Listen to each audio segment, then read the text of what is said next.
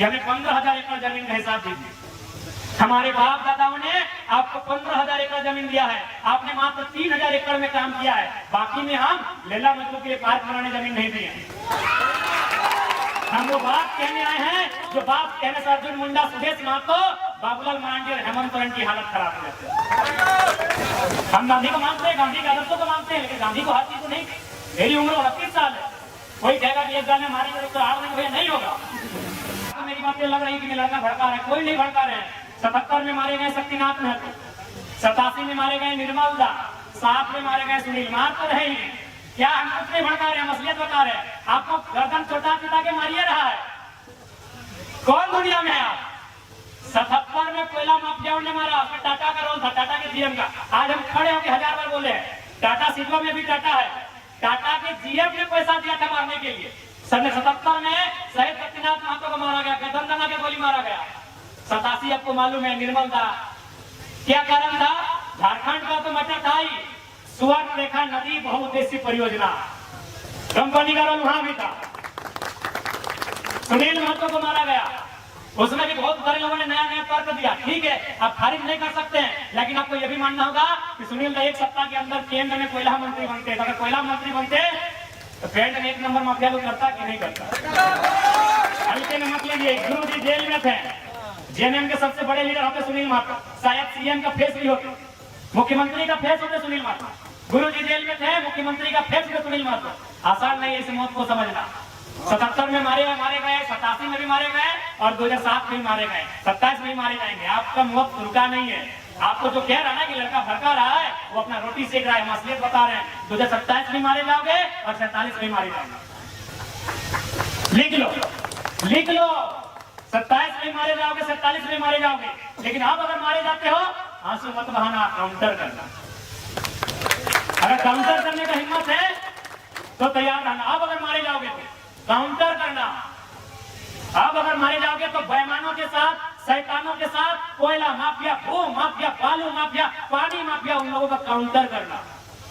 अगर आप मारे जाते हो तो, और नहीं तो ऐसे समय मारे जाओगे, ऐसे मारे जाओगे, ऐसे काटे जाओगे, बेरहमी से मारे जाओगे। क्या मालूम है कि उनकी नजर तुम्हारी जमीन पे है, उनकी नजर तुम्हारे कोयले पे है, उनकी नजर तुम्हारी बालू पे है, उनकी नजर तुम्हारे संसाधन में है। तुम हमेशा मारे जाओगे। हम कोई भड़काने नहीं आए हैं, हम वो बात कहने आए हैं जो बात कहने से चंपा सोरेन की भी हालत खराब हो जाती है।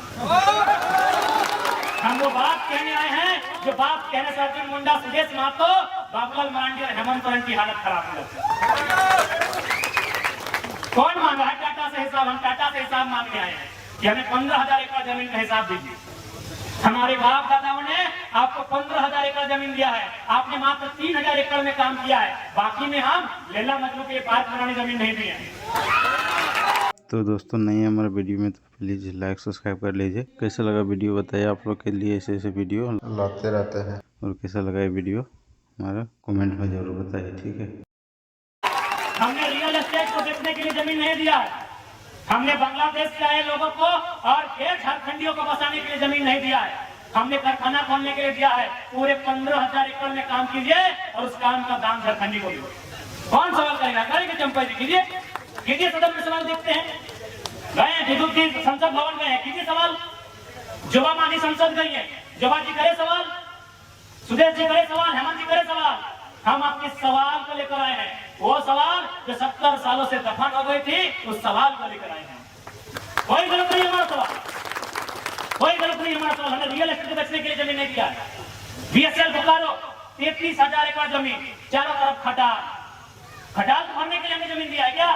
सिंदरी, एफसीआई, पूरा मैदान खाली है, कम से कम 3-4 किलोमीटर तक लंबा मैदान खाली है। जहां हम लोग अधिवेशन किए था, देखेंगे मैदान में किसका है? झारखंड के लोगों का है।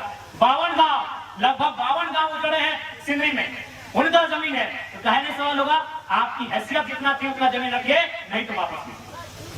तो दोस्तों, नहीं हमारे वीडियो में तो प्लीज़ लाइक सब्सक्राइब कर लीजिए। कैसा लगा वीडियो बताइए, आप लोग के लिए ऐसे वीडियो लाते रहते हैं। और कैसा लगा ये वीडियो हमारा कमेंट में जरूर बताइए, ठीक है।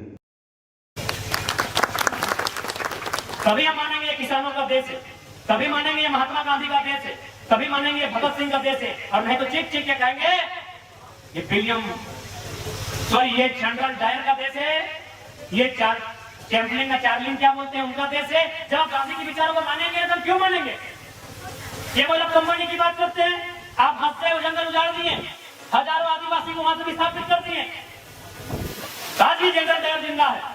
आज भी जनरल डायर इन हवाओं में, इन वादियों में सत्ता में जिंदा है। जनरल डायर सत्ता में जिंदा है। आप उधम सिंह कब बन रहे हैं, ये तैयारी आपकी है। अच्छा, अभी एक मेरलिच हमारी बाहर हो गई, क्या लगता है इसमें राजनीति गई है? मैं ये इस विषय में बात नहीं कर रहे हैं। या तो सोमनाथ जीतती या तो आजाद जीतती, और किनको तकलीफ थी? जो सत्ता में बैठे हैं। क्यों? कुछ दिन पहले वो सत्ता से पिट के गई है, उसका जोरदार नाम होता है। एक एंगल आप इसको तराशिए, वहां 1% की तराशी है, लेकिन इस एंगल को तराशना होगा कि जो चर्चा को उठा के एक दिन में पटकती है और फाइनल के दिन ड्रॉप आउट हो जाती है। मजाक नहीं है मेरे साथ। एक दक्षिण भारत में फिल्म देखे हम, एक मिस यूनिवर्स का कंपटीशन था। जो लड़की जीतने वाली थी उसको बोले हरा दो, उसका जो गुंडा था वो उसको हराइए, उसको हरा दिया गया। ये ओलंपिक में भी और खेल में भी सब कुछ हो सकता है। ज्यादा नहीं कहेंगे, आपको थोड़ा सा एंगल तराशना हो, क्योंकि वो इस देश से पिट के गई थी, इस देश की सड़कों से घिसट के गई थी। और अगर वो ओलंपिक से मेडल लेके आती तो वो बादशाह बन गया। और ये शायद कुछ लोगों को मंजूर नहीं था। अब वो कौन लोग हैं आपको पता है। इसलिए ये जो आवाज आई है, ये आवाज गलत नहीं है। थोड़ा तरीका हमारा बोलने का हो सकता है एग्रेसिव। अब 29 साल के हैं तो क्या भाई, भगत सिंह की उम्र में गांधी जैसा बात थोड़ी कर पाएंगे। हम गांधी को मानते हैं, गांधी के आदर्शों को मानते हैं, लेकिन गांधी को हाथी को नहीं। मेरी उम्र 29 साल है। कोई कहेगा कि एक गाने मारेंगे तो 8 दिन नहीं होगा। हम गांधी के विचारों को मानते हैं, लेकिन 100% किस उम्र में है शायद संभव नहीं है। तो हो सकता है मेरी बात करने का लहजा थोड़ा एग्रेसिव होगा, स्वाभाविक है। जिस उम्र में होगा हम भी दादाजी की उम्र में आ जाएंगे तो हम भी प्यार से बात करेंगे, हम भी नॉर्मल बात करेंगे। लेकिन अभी मेरा उम्र है और आग्रह करेंगे इस उम्र के इस तूफान को, इस आंधी को रोकिए मत, साथ दीजिए, फिर देखिए होता क्या है। क्या होता है तो दिखा है ना। बन्ना गुप्ता, अनिता दीदी का जमीन हड़प रहा था ना, गोलमाल नहीं लगाना। खाली हमने इतना ही कहा था, नवीन ने बात हुई थी कि बोल दीजिए कि हम पुलिया पार कर रहे हैं। बन्ना गुप्ता अपना टेंट उठा के भागा कि नहीं, और हम खाली एक मैसेज दिए कि हम पुलिया पार कर रहे हैं, आ जाते तो क्या होता।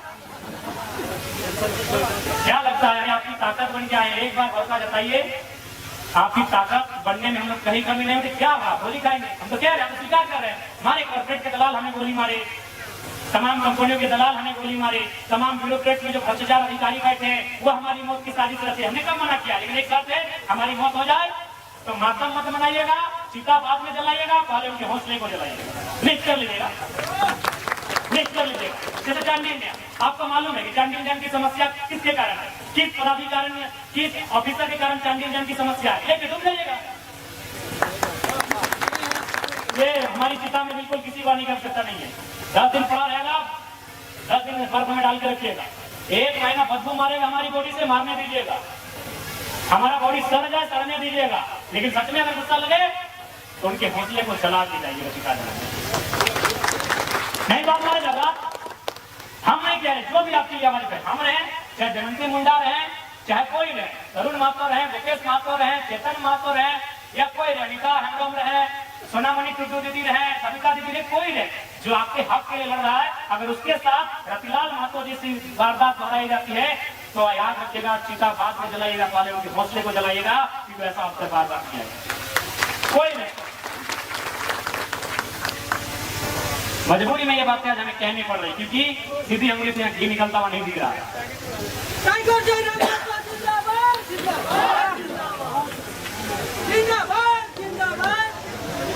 और अंत में इतना ही कहेंगे कि आज की हमारी लड़ाई है और किसी व्यक्ति से नहीं है, किसी राज्य से नहीं है, किसी लोग से नहीं है। हमारी लड़ाई है उनसे जो हमारी जमीनों में हमारे सर पे चढ़ के हमारा शोषण कर रहे हैं। हमारी लड़ाई उनसे,